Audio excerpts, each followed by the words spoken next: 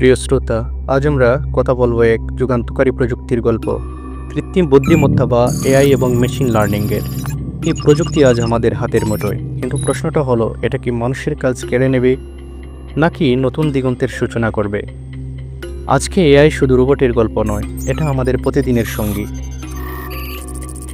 স্মার্টফোনের voice assistant থেকে শুরু করে রোগ শনাক্তকরণ, এমনকি আপনার পছন্দের মুভি সুপারিশ করতে এর জড়ি নেই। মেশিন লার্নিংয়ের কল্যাণে যন্ত্র শিখেছে মানুষের মতো করে, বিশাল ডেটা বিশ্লেষণ করছে মুহূর্তে। কিন্তু এই গতির পিছনে কি লুকিয়ে আছে চাকরি বাজারের উদ্বেগ? হ্যাঁ, সত্যি বলতে কিছু কাজ হয়তো যন্ত্রের হাতে চলে যাচ্ছে, যেমন ফ্যাক্টরির একঘেয়ে কাজ, ডেটা এন্ট্রি বা সাধারণ কাস্টমার সার্ভিস। কিন্তু এটাই কি শেষ কথা? মোটেও না। ইতিহাস দেখিয়েছে প্রযুক্তির বিপ্লব নতুন কাজের দরজা খুলে দিয়েছে। যেমন ইন্টারনেটের জন্ম দিয়েছে ডিজিটাল মার্কেটিং, সোশ্যাল মিডিয়া ম্যানেজমেন্টের মতো পেশা। এআইও তৈরি করছে অজস্র সম্ভাবনা। AI trainer, data scientist, cyber security expert, এমনকি এআই এথিক্স বিশেষজ্ঞদের চাহিদা বাড়ছে দ্রুত। মূল কথা হলো, আমাদের দক্ষতায় যুগের সাথে তাল মেলাতে হবে।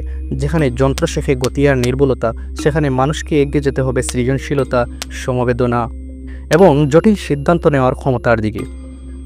শিক্ষকতা, চিকিৎসা, আর্ট, এসব ক্ষেত্রে মানুষের আবেগ অনুভূতির জায়গাটা এআইয়ের পক্ষে প্রতিস্থাপন করা সম্ভব নয়। তাই ভবিষ্যৎটা ভয়ের নয়, বরং অভিযোজনের। এআই হবে আমাদের সহযোদ্ধা, ক্লান্তিকর কাজ কমিয়ে দিয়ে মানুষকে বেশি সময় দেবে উদ্ভাবনী চিন্তার। প্রস্তুত হতে হবে নতুন শিক্ষায়, দক্ষতায়। মনে রাখবেন, টাইপার রাইটাররা চলে গিয়েছে, কিন্তু কন্টেন্ট ক্রিয়েটরদের জয় জয়কার। তাই এআইকে দেখুন সাহায্যকারী হিসাবে, প্রতিদ্বন্দ্বী হিসাবে নয়। এগিয়ে যান জ্ঞানের হাত বাড়িয়ে, কারণ প্রযুক্তির পালে হাওয়া লাগলেও নেতৃত্ব দেবে মানুষই।